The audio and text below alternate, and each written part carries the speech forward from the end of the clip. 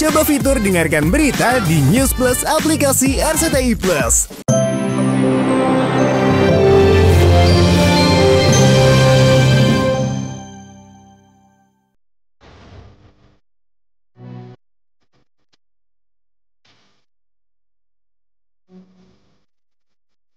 Untuk pemirsa yang belum move on dari kemegahan rangkaian pernikahan Al Ghazali dan Alisa Dagise, nyatanya pernikahan termegah dan terviral di tahun 2025 ini masih menyimpan fakta-fakta tersembunyi yang menarik untuk diungkap.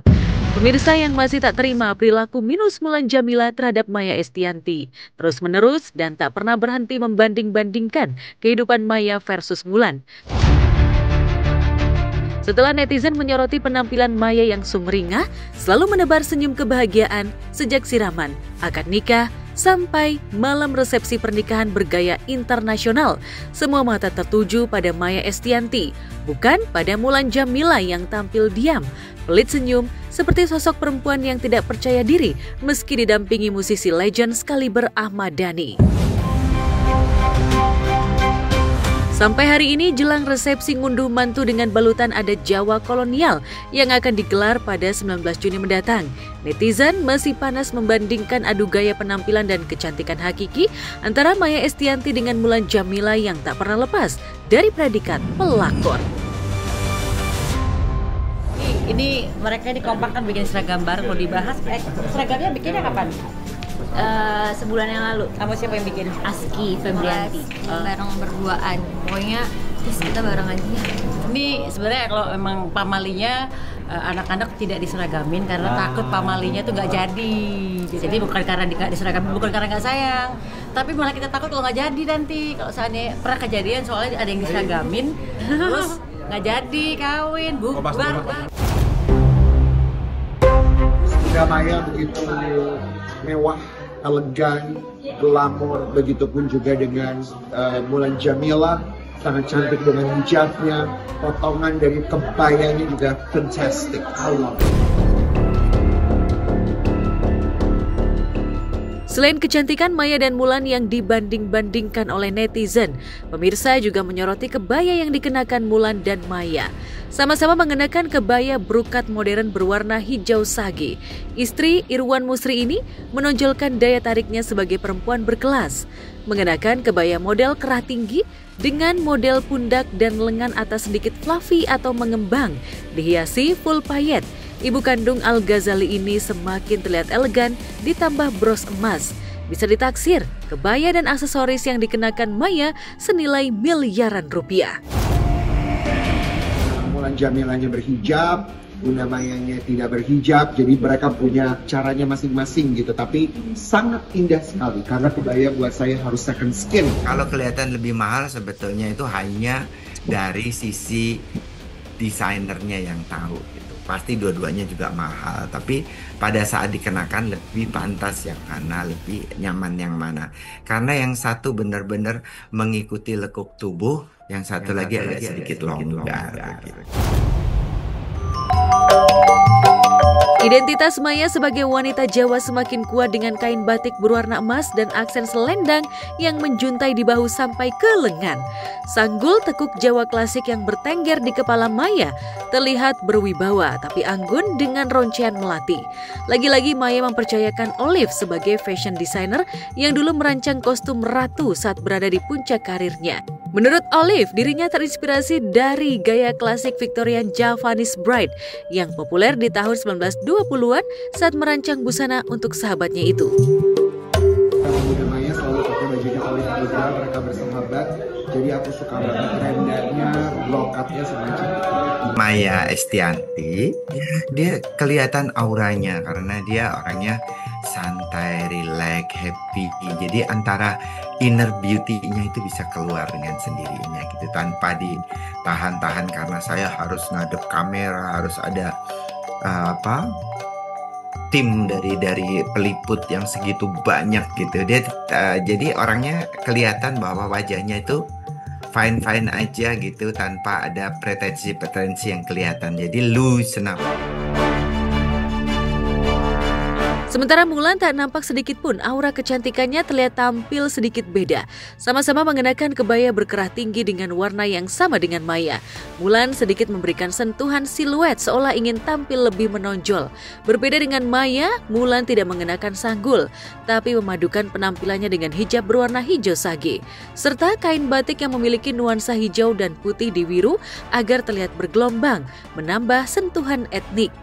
Melihat penampilan ibu kandung dan ibu sambung Al-Ghazali, apa komentar fashion police Sony Muhlison? Tentu saja yang paling memikat adalah Maya Estianty dengan fitnya kebaya itu kalau kendor dikit, longgar dikit, itu sepertinya kurang. Tapi netizen melihat kebaya Mulan nih warnanya terlihat kusam, sementara Maya terlihat menyala. Itu seperti apa mungkin pandangannya, Dan? Ya karena padanannya ya, jadi kebayanya itu sebetulnya tadinya bright, tapi mohon maaf nih, kerudungnya harusnya lebih bright, bukan dipastelkan gitu. Di acara resepsi yang konsepnya intimate, lagi-lagi Mulan dituding netizen ingin mengalahkan penampilan Maya. Padahal mungkin saja Mulan sudah jauh-jauh hari mempersiapkan gaun pestanya. Tapi yang membuat penampilan Mulan terkesan dadakan dan tidak terkonsep dengan baik adalah gaun coklat yang dipadukan dengan kerudung biru tua bertahtakan tiara rajutan. Netizen sampai salfok karena gaun coklat yang dikenakan Mulan begitu ketat sehingga memperlihatkan lekuk tubuhnya dan dianggap tidak cocok dengan kerudung modern yang dikenakannya. Penampilan pelantun lagu Makhluk Tuhan paling seksi itu di pesta resepsi Al-Alisa dinilai tidak merepresentasikan sosoknya sebagai anggota DPR sekaligus muslimah yang sudah lama berhijab.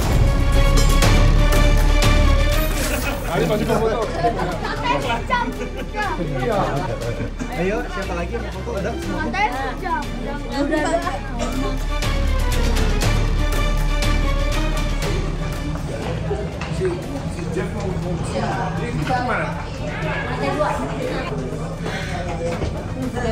Sebetulnya itu yang jadi dilema gitu ya. Dilemanya adalah bagaimana dia mengadaptasi pakaian yang disesuaikan dengan kepercayaannya. Sebetulnya Mulan juga badannya bagus gitu ya, badannya menarik gitu, dan warna itu juga lebih membantu dibanding dengan yang bunga-bunga tadi. Itu warna ini juga menjadi menarik dan kerudungnya lebih tepat gitu, jadi auranya itu muncul di situ. Cantik, mewah, luar biasa semuanya, mewah, penuh dengan kemewahan. Sementara Maya berhasil memikat warga plus 62 dengan gaun marun keemasan bermodel A-line atau melebar ke bawah dengan potongan leher berbentuk V. Sekali lagi, Maya menunjukkan jati dirinya sebagai artis yang memiliki sense of fashion berkelas. Ya tentu saja Maya Estianty lah itu yang paling unggul dalam segala macam tindak tanduk, dari mulai pidatonya yang menarik ya kan, sambutannya pun yang menarik, kemudian cara bersikap, cara berjalan, cara meladeni sang anak itu si El dengan segala macamnya, itu adalah satu paket yang tidak bisa kita pungkiri bahwa Maya adalah menjadi sentral dari segala macam di resepsi itu. Beragam pujian di media sosial pun tertuju pada Maya, sementara penampilan Mulan banyak mendulang kecaman meski sudah tampil all out. Ya karena padanannya ya, jadi kebayanya itu sebetulnya tadinya bright, tapi mohon maaf nih, kerudungnya harusnya lebih bright, bukan dipastelkan gitu. Ya, itu yang membuat jadi kusamnya itu adalah karena kerudung dan penyerta yang lain, pakaian dalamnya, kemudian kalau nggak salah itu ada putih-putihnya, itu krem-krem gitu ya. Nah itu yang membuat kenapa dia menjadi kusam. Mulan sepertinya juga belum move on dari kecaman netizen terhadap perhiasan yang dikenakannya pada acara sungkeman. Saat Maya mengenakan satu set perhiasan limited edition dengan sentuhan batu blue sapphire seharga puluhan miliar, perhiasan Mulan dianggap biasa-biasa saja, bahkan dianggap jumping. Memang yang aku tunggu-tunggu adalah baju pengantin dari Al sama Alisa, baju internasional bagus, mulai dari siraman, akad nikah, resepsi, semuanya perfect. Pasangan yang ditunggu-tunggu memang of the year. Selain penampilan dan busana Maya yang diversuskan dengan Mulan, publik dan netizen juga penasaran dengan pesta ngunduh mantu yang akan digelar Ahmad Dhani pada 19 Juni besok. Dhani menyebut ia mengundang 300 undangan dari berbagai kalangan, sehingga bakal lebih meriah dibandingkan pesta intimate Al-Alisa yang konon dibiayai Irwan Musri hingga mencapai budget yang cukup fantastis puluhan miliar. Lagi syuting, maaf Pak. Lagi syuting, Mbak. Maaf Pak. Donaturnya lewat. Jadi udah siapin sebulan ya. Ya, makasih ya effortnya bikin seragam buat Al. 20%. Ya. Bukan 3 hari 3 malam. 3 hari 3 malam. Ya, persiapannya. Dari tadi pagi. Konsepnya ini temanya Royal Japanese Wedding. Japanese Royal Wedding. Ya, unsur keraton lah. Kayaknya bakal termegah sepanjang masa deh kayaknya. Kayaknya ya, menurut penerawangan saya sih, ya kan mahkota. Ketika ditemui di gedung yang bakal menjadi tempat pesta ngunduh mantu di kawasan Senayan, Jakarta Pusat, Ahmad Dhani memperlihatkan venue yang tengah diset menjadi dekorasi megah. Kayu asli. Asli. Iya, biasanya kalau kawinan Dari kan mana? dari Ponorogo. Biasanya kalau pernikahan kan biasanya kan pakai styrofoam kan. Kalau ini asli. Kenapa harus asli saja semua didatangkan dari? Ya, karena saya orangnya asli, bukan saya orangnya otentik. Oh, nanti akan seperti ini ya dia.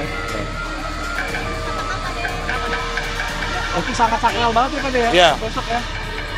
Berarti pada ada pagelaran apa aja pada tari tradisional? Tradisional, ada reok juga Ponorogo. Iya kan, tamu-tamu disambut dengan reok. Terus sampai di sini ada gamelan karawitan, gamelan 20 penari dari keraton. Dhani menyebut biaya pesta ngunduh yang keluar dari koceknya sendiri senilai harga mobil sport mewah. Pure dari saya, pure. Tapi Pak De, budgetnya berapa nih kira-kira menghabiskan budget berapa? Ya, satu mobil. Ode, dibantu sponsor nggak sih? Gak ada. Bener. Berbeda dengan Al yang menurut apa kata ayah Dhani, El Rumi menolak pesta ngunduh mantu bila ia menikah dengan Syifa Haju. Lalu benarkah karena tak ingin melihat ayahnya tekor, Dul Jailani justru ingin menikah dengan Tisa Biani di masjid? Kalau L dia nggak mau ada ngunduh mantu katanya. Kenapa Pak De? Ribet katanya. Mau yang simpel berarti? Iya, ya ribet katanya gitu. Berarti, Kalau Dul malah pengennya di masjid aja katanya. oh begitu aja. Iya. Alhamdulillah ya. Kalau nggak habis bokapnya duitnya. Dengan konsep Royal Wedding Jawa, pesta ngunduh mantu Dhani menjadi puncak rangkaian pesta pernikahan Al-Alisa. Namun kabarnya Maya dan Irwan Musri tidak akan hadir di pesta ngunduh mantu itu. Maya mengaku sudah membuat kesepakatan dengan anak-anak dan menantunya, sehingga ketidakhadirannya bersama suami di pesta ngunduh mantu itu tidak perlu dibesar-besarkan atau dikaitkan dengan perseteruan lamanya dengan Dhani dan Mulan. Nah, saya kemarin sudah bilang udah diskusi sama Irwan Musri. Irwan Musri kan ke Amerika, tapi dia berharap Maya datang ke tanggal 19 gitu. Nah, kita sudah sepakat nanti yang di pelaminan itu saya dan Maya. Tidak ada Mulan Jamila, tidak ada Irwan Musri gitu. Mudah-mudahan Maya mau. Ya, Al sedang membicarakan ke Maya. Irwan Musri juga membicarakan ke Maya. Kayak Mulan udah mau, nggak apa-apa. Seperti di pernikahannya Leon ya, anaknya adiknya Leon ya. Ya kan, Billy Dozan kan ada Betara Sonata, Billy Dozan. Kalau perkara ada acara tambahan tuh bukan kesepakatan kita dari awal. Jadi ya yang memang jadwal itu memang jadwalnya kan sudah terpatri di sini. Mau kemanapun, memang jadwalnya memang aku kan banyak sering bersama suami ke luar negeri ya. Jadi memang acara yang disepakati bersama Alisa sama Al Ghazali yang dari awal memang yang sesuai yang ada acara intimate wedding. Usai pesta ngunduh mantu, Al dan Alisa kabarnya akan mereguk bulan madu di luar negeri lantas tinggal di rumah hasil jerih payah mereka sendiri. Meski ayahnya sudah memberikan istana Pondok Indah sebagai warisan, Al enggan menempatinya. Jadi ya bahagia gitu. Kan pasti kan orang pasti tanya kenapa dari kecil sampai akhirnya menikah Al tinggal sama bapaknya, nggak sama bundanya kan. Nah itu buat PR kalian lah gitu. Yang bilang setelah nikah Al tinggal di rumah saya itu siapa sih sebenarnya? Kan ini rumah itu diwariskan ke Al, ini diwariskan ke Via, yang depan diwariskan ke El, yang di villa diwariskan ke Ali.